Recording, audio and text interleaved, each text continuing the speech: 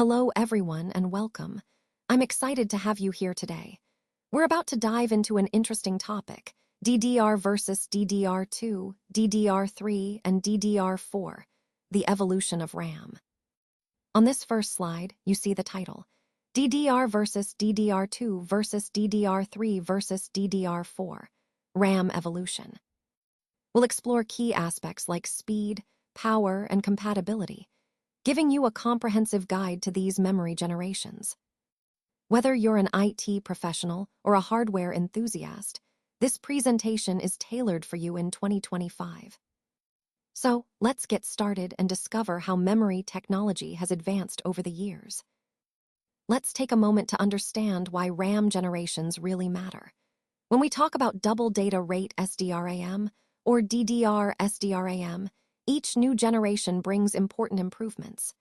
These improvements include faster data transfer speeds, better power efficiency, and increased memory density. Understanding these differences is crucial because it affects system compatibility and ensures you get the best performance out of your hardware. As we move from one generation to the next, you'll notice performance scaling, meaning your system can handle more demanding tasks more smoothly. At the same time, each new DDR generation tends to consume less power, which is not only good for energy savings, but also helps with thermal management. However, it's also important to remember that physical compatibility requirements change with each generation. This means you need to be mindful of the type of RAM your system supports to avoid any compatibility issues. Overall, keeping up with these generations helps us make smarter choices in building or upgrading systems, ensuring optimal performance and longevity. So, let's talk about DDR, specifically DDR1, which is often called the pioneer in the evolution of memory technology. It was launched back in 2000, and at that time, it really revolutionized how computers handled data by introducing double data rate transfers. This was a big leap forward, because it allowed memory modules to transfer data on both the rising and falling edges of the clock signal, effectively doubling the data transfer rate compared to previous technologies. In terms of specifications, DDR1 operated at a voltage of about 2.5 volts, which was standard at the time.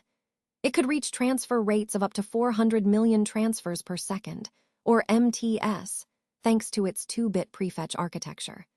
This means it could fetch 2 bits of data per clock cycle, making it quite efficient for its era. Now, looking at the current status of DDR1, it's completely obsolete by 2025. You won't find it in new systems anymore, but it's still present in some legacy systems that require maintenance. These older systems are generally kept running because replacing them can be costly or complicated, so DDR1 memory remains a part of that ongoing maintenance story, even if it's no longer in mainstream use. This history of DDR1 highlights how memory technology has continuously evolved, pushing forward with innovations that improve speed and efficiency, an important theme as we move toward more advanced memory solutions today. All right, let's talk about DDR2, which was the first major evolution in memory technology. Released back in 2003, DDR2 introduced some significant improvements over the original DDR. One of the key advancements was reducing the power consumption by lowering the voltage to 1.8 volts, which meant better efficiency and less heat. This was a crucial step as systems demanded more performance, but also needed to be more power-friendly. In terms of performance, DDR2 increased transfer rates, ranging from 533 to 1066 megatransfers per second, allowing data to move faster between the memory and the processor. Another important feature was the 4-bit prefetch, which helped improve throughput, meaning it could handle more data at once, boosting overall system responsiveness. You might also notice the distinctive circular notch design on DDR2 modules, which helps prevent incompatible RAM from being inserted incorrectly.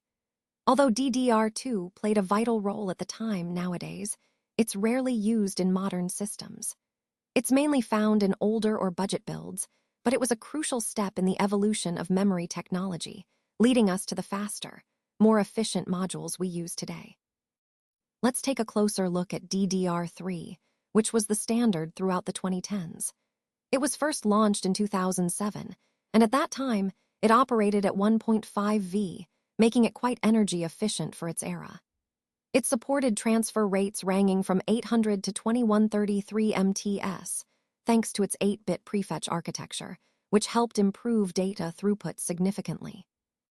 In terms of physical design, DDR3 modules are designed with a rectangular notch in a specific position, which ensures compatibility with the RAM slots on motherboards. This notch prevents incorrect installation, which is a simple but important safety feature.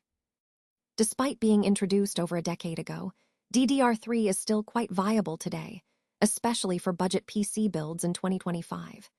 However, it's important to recognize that as applications become more demanding, DDR3's performance limitations start to become noticeable. So, while it remains a cost-effective choice for some use cases, for high-performance tasks, newer standards like DDR4 or DDR5 are preferable. Overall, DDR3 played a crucial role in the evolution of memory technology, and understanding its specifications helps us appreciate how far we've come in improving speed, efficiency, and compatibility. Let's talk about DDR4, which truly has earned its title as the mainstream champion. Released back in 2014, DDR4 hit that perfect balance of performance, efficiency, and compatibility for modern systems. One of the key features is its operating voltage, which is just 1.2 volts. That might seem like a small detail, but it translates into a significant reduction in power consumption, making systems more energy efficient. Now, when we look at transfer rates, DDR4 can exceed 3,200 megatransfers per second, providing exceptional bandwidth that supports demanding applications and multitasking. And if you're wondering about capacity, DDR4 modules can go up to 128 gigabytes per module, offering plenty of room for high-performance setups, whether for gaming, content creation, or data processing.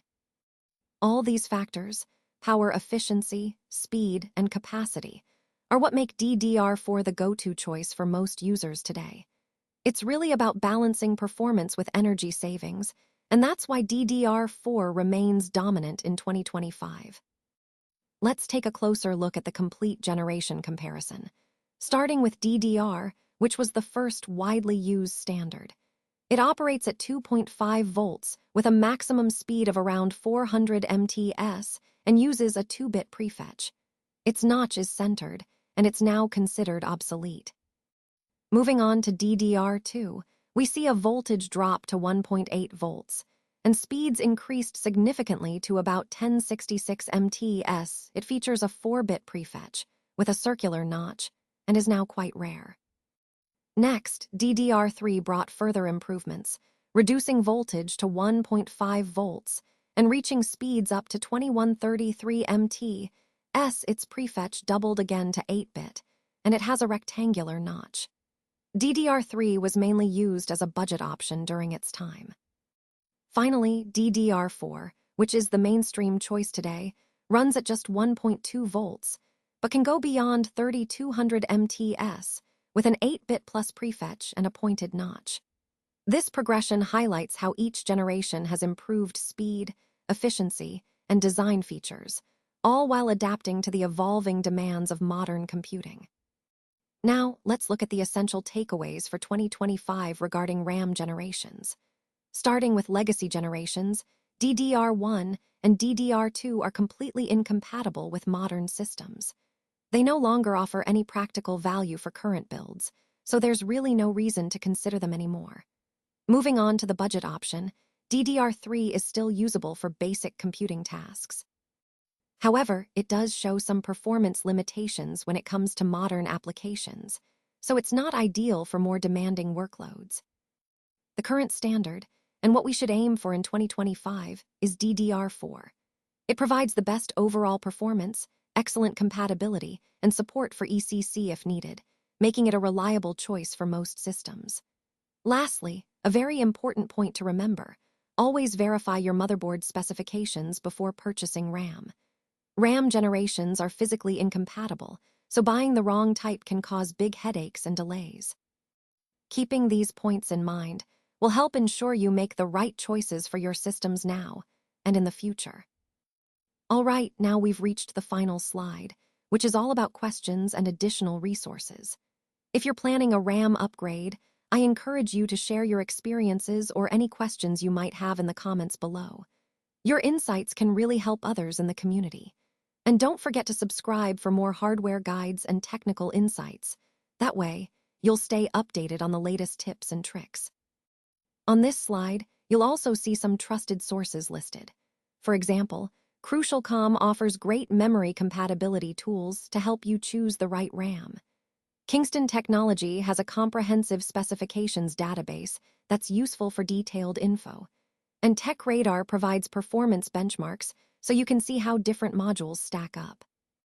Finally, there's a handy scan feature that links to our complete hardware guide series and compatibility checker tools. These resources are designed to make your upgrade process smoother and more informed. Remember, upgrading RAM is a great way to boost your system's performance, and having the right tools and information makes all the difference. Thanks for following along, and I hope these resources help you achieve your upgrade goals.